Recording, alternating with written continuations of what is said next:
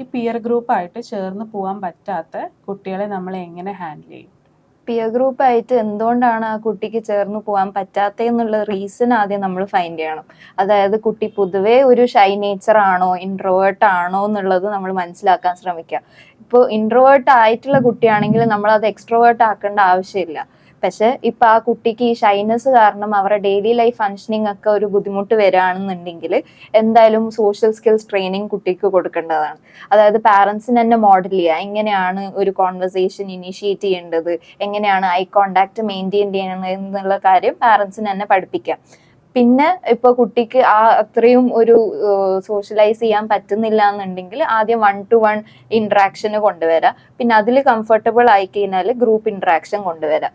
ഇപ്പൊ എന്നിട്ടും ഇത്രയും ഓപ്പർച്യൂണിറ്റീസ് കിട്ടിയിട്ടും കുട്ടിക്ക് സംസാരിക്കാൻ പറ്റുന്നില്ല, അല്ലെങ്കിൽ സോഷ്യലൈസ് ചെയ്യാൻ പറ്റുന്നില്ല, മിങ്കിൾ ചെയ്യാൻ പറ്റുന്നില്ല എന്നുണ്ടെങ്കിൽ എന്തായാലും ഒരു സൈക്കോളജിസ്റ്റിനെ കൺസൾട്ട് ചെയ്യേണ്ടതാണ്.